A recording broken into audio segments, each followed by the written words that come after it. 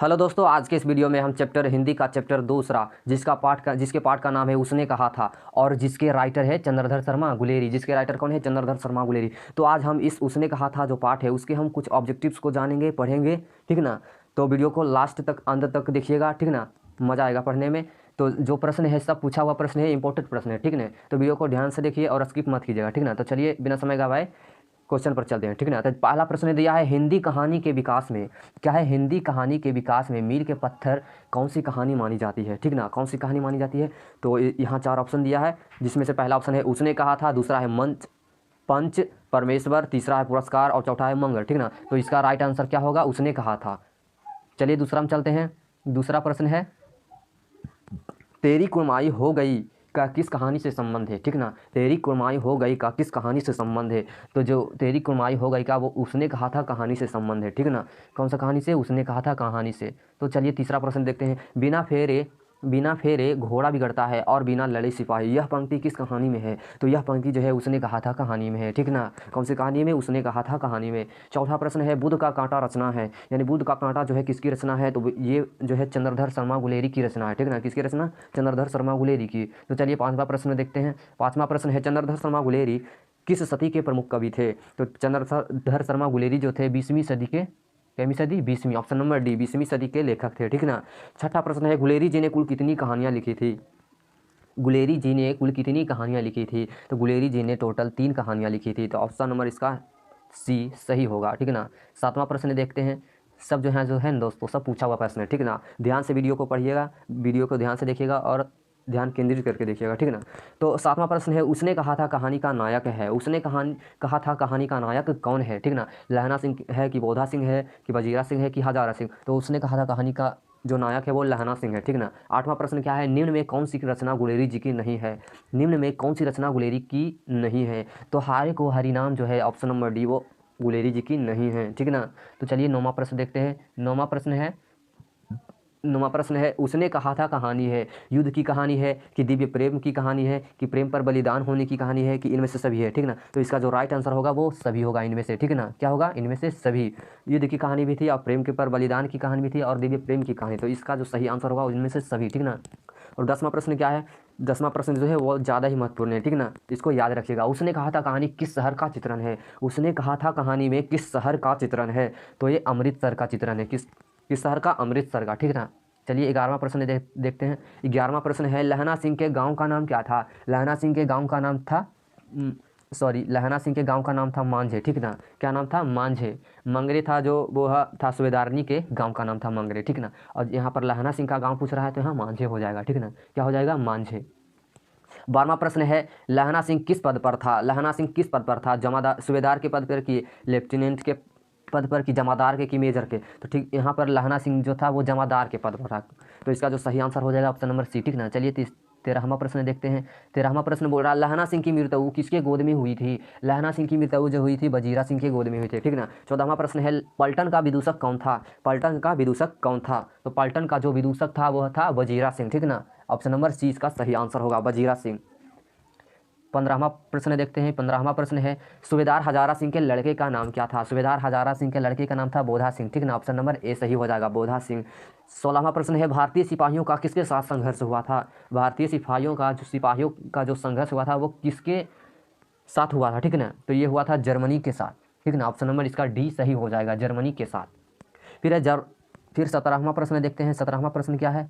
17वां प्रश्न है, जर्मन लेफ्टन को किसने मारा था? तो जर्मन लेफ्टन को किसने मारा था? लहना सिंह ने मारा था। ऑप्शन नंबर सी इसका सही आंसर हो जाएगा, ठीक ना। सिख राइफल के जमादार लहना सिंह का नंबर क्या था?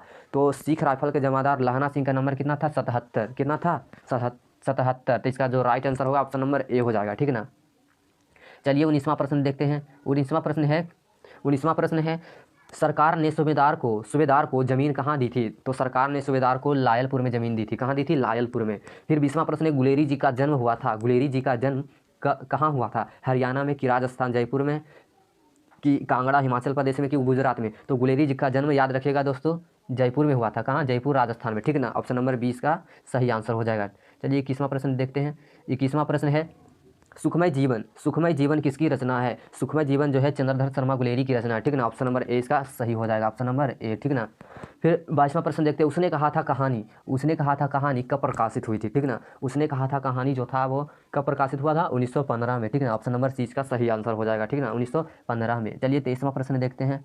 23वां प्रश्न है कछुआ धर्म किसकी रचना है? कछुआ धर्म किसकी कृति है, ठीक ना। तो कछुआ धर्म जो है वो चंद्रधर शर्मा गुलेरी की कृति, ऑप्शन नंबर डी इसका सही आंसर हो जाएगा, ठीक ना। चंद्रधर शर्मा गुलेरी की पुरानी हिंदी रचना है, किसकी रचना है? ये भी चंद्रधर शर्मा गुलेरी की ही रचना, ऑप्शन नंबर डी इसका, ऑप्शन नंबर क्या हो जाएगा? डी इसका सही हो जाएगा, ठीक ना।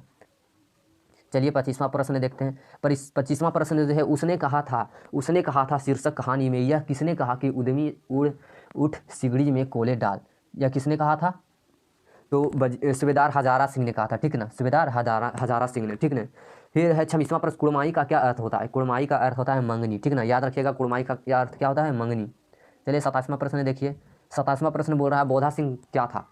बोधा सिंह क्या था? तो बोधा सिंह जो था वह सूबेदार हजारा सिंह का बेटा था। क्या था? सूबेदार हजारा सिंह का बेटा, ऑप्शन नंबर डी इसका सही आंसर हो जाएगा। 28वां प्रश्न है चंद्रधर शर्मा गुलेरी की कहानी कौन सी है? तो चंद्रधर शर्मा गुलेरी उसने कहा था पढ़ रहे हैं, तो इसका कहानी क्या हो जाएगा? उसने कहा था, ठीक ना।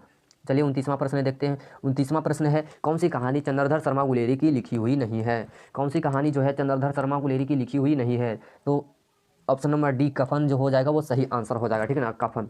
फिर 30वां प्रश्न है गुलेरी जी किस गांव के मूल निवासी थे? गुलेरी जी किस गांव के मूल निवासी थे? तो गुलेरी जो थे गुलेरी जी वो गुलेर गांव के मूल निवासी थे। कौन से गांव के? गुलेर गांव के, ऑप्शन नंबर बी हो जाएगा, ठीक है ना। चलिए 31वां प्रश्न देखते हैं। 31वां प्रश्न है उसने कहा था कहानी के कहानीकार कौन है? उसने कहा था कहानी के कहानीकार है Chandradhar Sharma Guleri, option number C इसका सही आंसर हो जाएगा। फिर 32वां प्रश्न है चंद्रधर शर्मा गुलेरी किस युग के कहानीकार है? चंद्रधर शर्मा गुलेरी जो है किस युग के कहानीकार है? तो ऑप्शन नंबर ए यानी कि द्विवेदी युग के, ठीक ना। किस युग के? द्विवेदी युग के कहानीकार है, ठीक ना। फिर चलिए 33वां प्रश्न देखते हैं। 33वां प्रश्न है उसने कहा था कहानी कितने भागों में विभक्त है? उसने कहा था जो कहानी है वो कितने भागों में विभक्त है? तो उसने कहा था कहानी जो है 5 भागों में विभक्त है। कितने भागों में? 5 भागों में। फिर 34वां प्रश्न है चंद्रधर शर्मा गुलेरी का जन्म कब हुआ था? चंद्रधर शर्मा गुलेरी का जन्म कब हुआ था? तो 7 जुलाई 1883 ईस्वी को हुआ था, ठीक है ना। 7 जुलाई 1883 ईस्वी को, तो ऑप्शन नंबर सी इसका सही आंसर हो जाएगा, ठीक है ना। फिर 35वां प्रश्न है लहना सिंह किस कहानी का पात्र है? तो लहना सिंह जो है उसने कहा था कहानी का पात्र है, ठीक ना। 35 का ऑप्शन नंबर डी सही हो जाएगा, ठीक है ना। 36 नंबर देखते हैं। 36 नंबर है उसने कहा था कहानी किस प्रकार की कहानी है? उसने कहा था कहानी जो है कर्म प्रधान है, यानी ऑप्शन नंबर बी, ठीक ना, कर्म प्रधान कहानी है, ठीक ना। कौन सी कहानी है? कर्म प्रधान, ठीक ना। फिर चलिए 37वां प्रश्न में देखते हैं। 37वां प्रश्न है चंद्रधर शर्मा गुलेरी किसके अभिभावक बनकर मेयो कॉलेज अजमेर आए थे? चंद्रधर शर्मा गुलेरी जो थे किसके अभिभावक बनकर मेयो कॉलेज अजमेर में आए थे, ठीक ना। तो 37 का जो सही आंसर हो जाएगा ऑप्शन नंबर सी हो जाएगा, खेतड़ी के नावालिंग राजा और जयसिंह के, ठीक ना।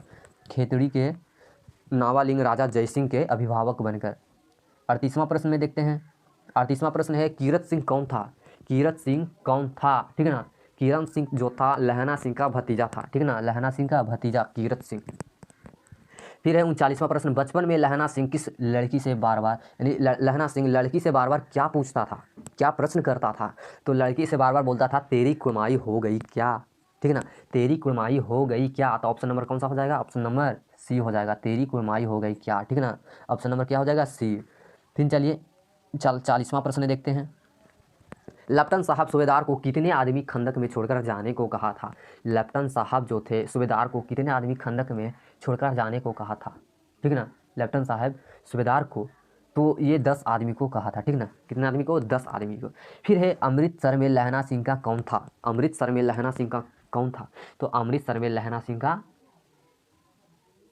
मामा था, ठीक ना। क्या था? मामा। लहना सिंह का क्या था? मामा था। फिर देखते हैं 42वां प्रश्न। लहना सिंह सूबेदार को वापस बुलाने के लिए किसे भेजता है? लहना सिंह जो है सूबेदार को वापस बुलाने के लिए किसे भेजता है? तो लहना सिंह सूबेदार को वापस बुलाने के लिए वजीरा सिंह को भेजता है, ठीक है ना। किसके भेजता है? वजीरा सिंह को। फिर लास्ट प्रश्न है सूबेदारनी ने अपने पति एवं पुत्र की रक्षा के लिए किसे कहा? सूबेदारनी ने अपने पति एवं पुत्र की रक्षा के लिए किसे से कहा? वजीरा सिंह से कहा कि लहना सिंह से कहा कि कीरत सिंह से कहा कि इनमें से किसी से नहीं? तो याद रखिएगा सूबेदारनी ने अपने पति एवं पुत्र की रक्षा के लिए लहना सिंह से कहा था, ठीक है ना। वही जो था वो प्रेम पर अपना बलिदान दिया था, वे सूबेदारनी जो थी उसकी प्रेमिका थी। लहना सिंह की क्या थी? प्रेमिका थी बचपन में। उसके बाद सूबेदारनी की शादी विवाह हो गई तो उसके पति एवं पुत्र हो गए, तो सूबेदारनी अपने पति एवं पुत्र की रक्षा के लिए लहना सिंह को सौंप दिया था, ठीक ना। तो लहना सिंह जो था अपने जान पर लड़ाई लड़ा और उसे रक्षा किया, ठीक ना। तो वीडियो अच्छा लगा होगा तो वीडियो को लाइक कीजिए और चैनल को सब्सक्राइब कीजिए। धन्यवाद।